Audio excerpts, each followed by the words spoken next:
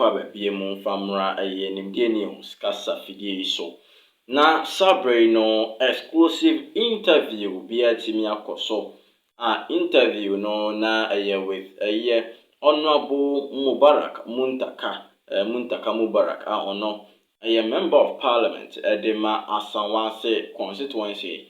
Now during the interview and just questions I would do and say the host Ebusano no na say Obusano about the recent incident course so there was someone say I know you say one guy police for no suspect say and as no mususu say na just say ono no oye armed robber and as say bibisa that was what happened I don't know just say omede ne call brutalities and all that nam so ma owura ne timi free mind ho nsɛm a baba no or kasai edi efa ho na the main point just say this interview you know it's so much important you know kwanya ofa so kasa de fa NDC amanyoko no how they are stabbing each others or stabbing each other's back na ohwe nsɛm wode to jana o tell say ono no very much surprised the bra or say ono ankasa ne debre ayekra no as majority chief as minority chief whip no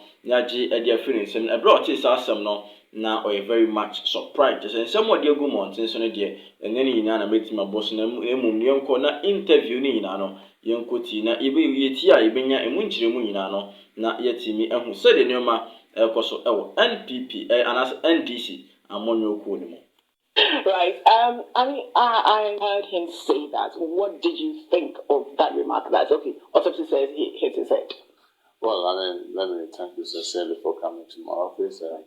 Because I was shocked and I didn't miss words on the floor of Parliament. I told the minister that, well, even though he himself acknowledged that was what was being alleged by the police.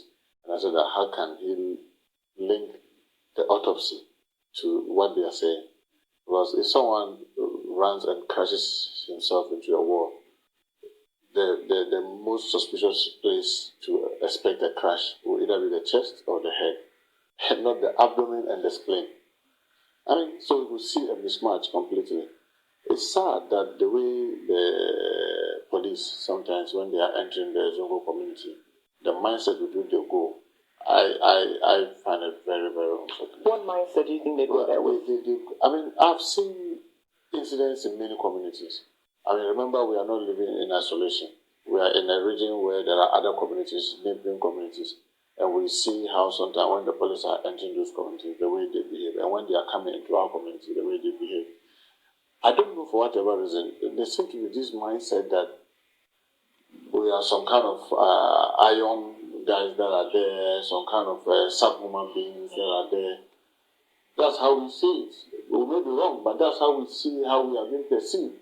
Because when they come into our community, the brutality is unimaginable. We all know police, when they hear suspicion of criminal activities around a place, they always carry a suit.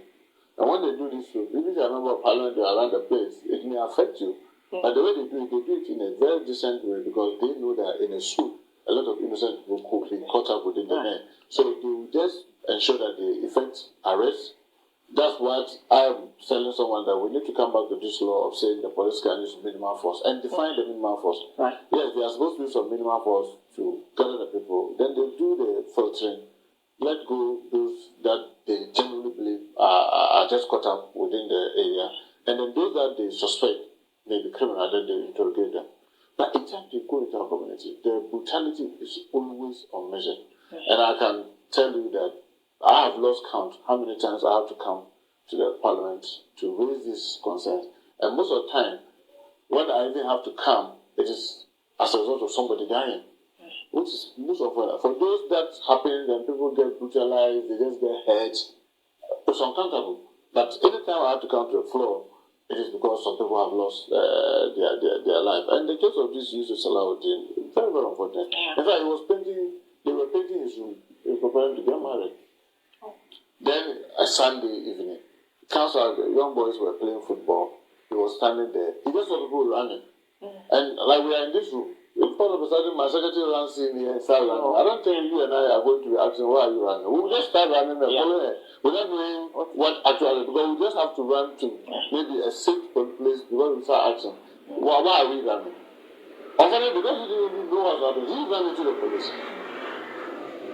So the expectations are fine. You arrest, get to the station, do the screening, and then you let go those that you believe are not down. But they started brutalizing him according to the bystanders. They started hitting him, stepping on him and all that. And when he fainted and was lying there, I thought that as a responsible police institution or police officers, they will rush him to the hospital. Because even, let's assume, the person is even an armed robber on the crime scene and you realize the person is dying. You need to save the life and then let the person face the consequences of his crime. This was the part of Kasa during the interview. Kasa the police brutalities on a young boy, and I said, because a young woman, and also said, or your comfort name, no, naturally, according to Muntaka report, and it's a kindness of Mubarak, and Oko should be keke. Na Oko should be done as you be a channel, also Ganibino, and as a fufian to attack police for no Musu say, or ye or more, Aquamukani and I say, Bacana.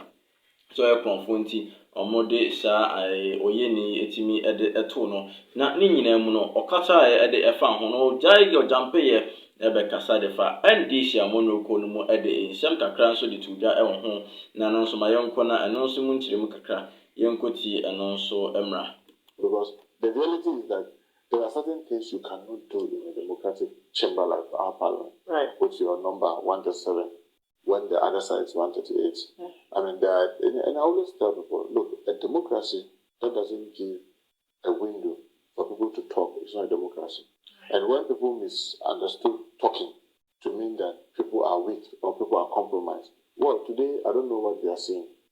We give our best. I believe myself and Haruna and we give our best.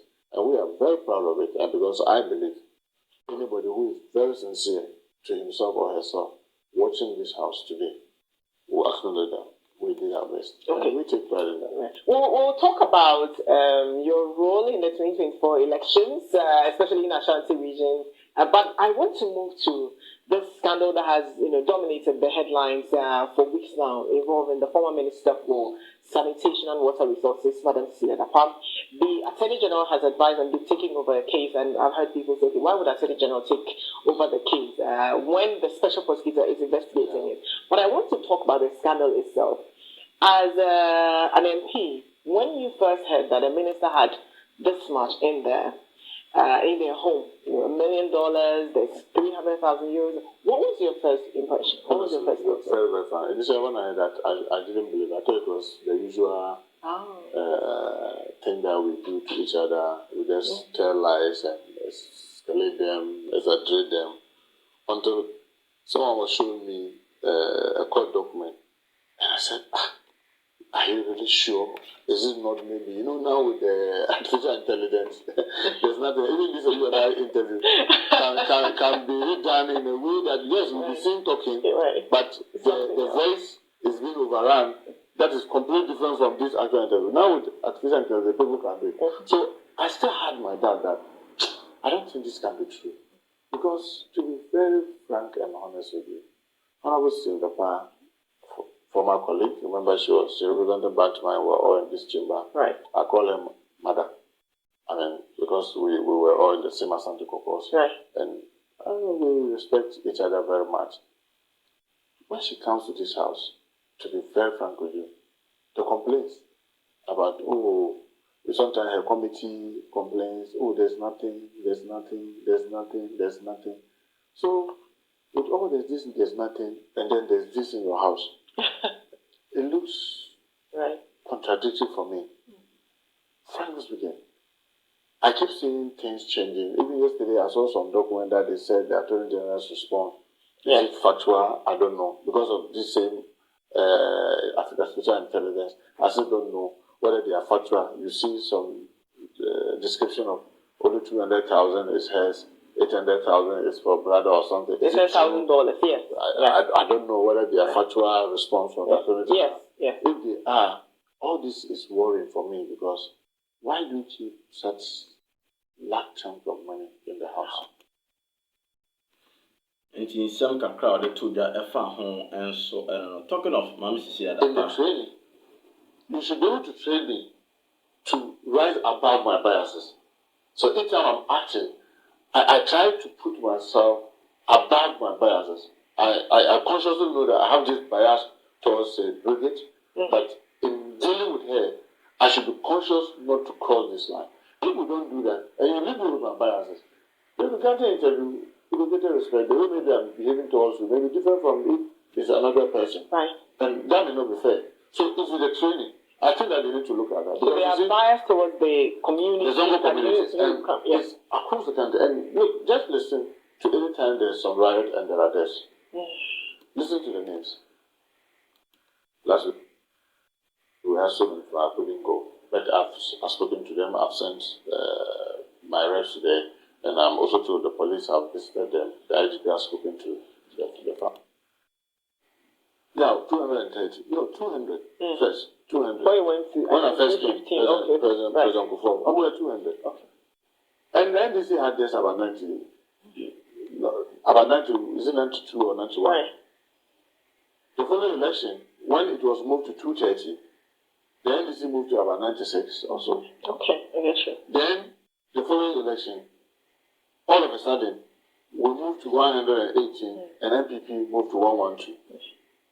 Then another election, we increased the consensus to 275. Right. And then we moved to 154 and MPP 121.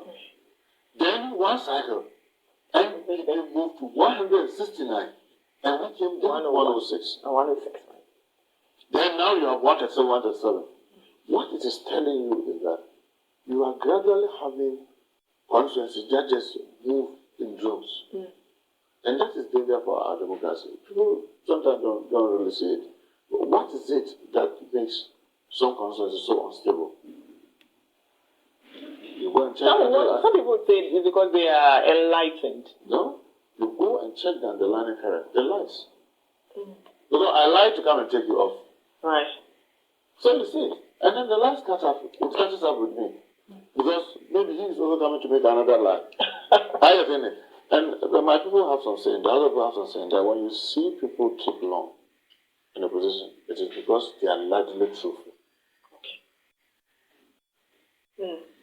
And how do they say that Ajima and I say like this here? I mean, to see people keep long doing one thing and staying for long, it is largely because they are truthful. Okay.